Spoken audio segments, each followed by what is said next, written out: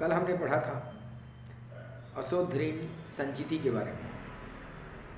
आज हम पढ़ेंगे देनदार पर बट्टे के लिए आयोजन। देनदार पर बट्टे के लिए आयोजन।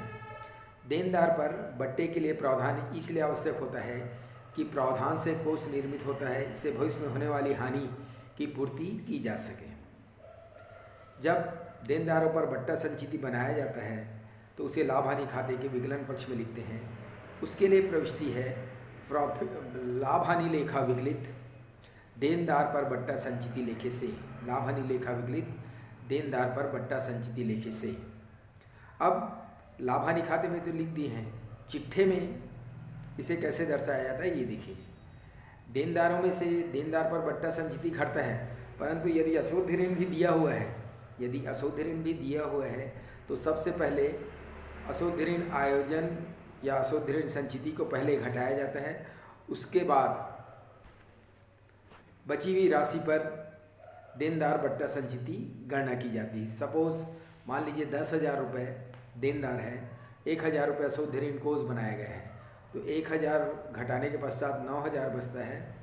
9,000 पे फिर आपको देनदार पर बट्टा संचिति बनाना है, ठीक है। अब उसके बाद लेनदार पर बट्टा संचिति। लेनदार पर बट्टा संचिति। लेनदार पर बट्टा संचिति के लिए प्रविष्टि होती है लेनदार पर बट्टा संचिति लेखा विकलित। लेनदार पर बट्टा संचिति लेखा विकलित लाभ हानि लेखे से।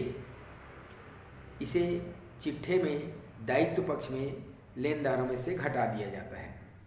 लेनदारों में से घटा दिया जाता है।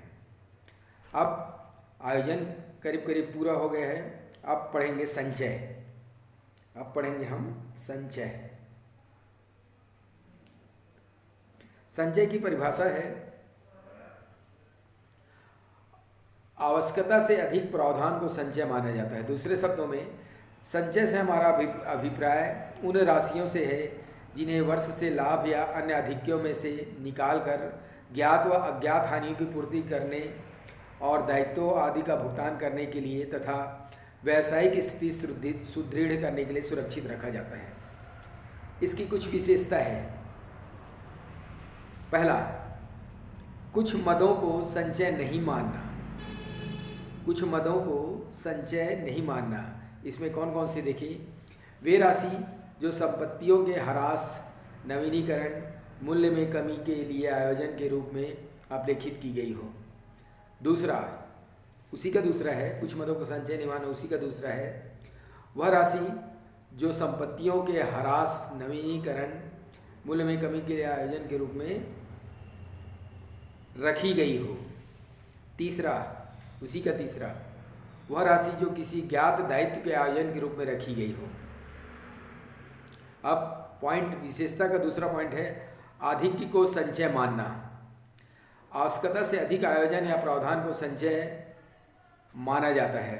अर्थात यदि कंपनी का संचालक यह मानने के लिए कि कोई राशि संपत्ति के ह्रास, नवीनीकरण या मूल्य में कमी के लिए आयोजन के रूप में अभिलेखित की जाती है या रखी जाती है, वह उचित तथा आवश्यक राशि से अधिक है तो ऐसे अधिक को संचय की श्रेणी में रखा जाएगा।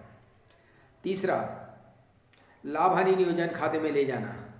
संचय की राशि को लाभ में से हस्तांतरित किया जाता है तथा इसे लाभ हानि नियोजन खाते में ले जाया जाता है।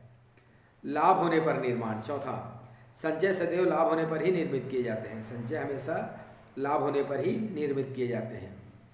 पांचवा, उद्देश्य। संचय व्यवसाय की वित्तीय स्थिति को मजबूत करने के उद्देश्य से बनाए जाते हैं। नेक्स्ट, विनियोग।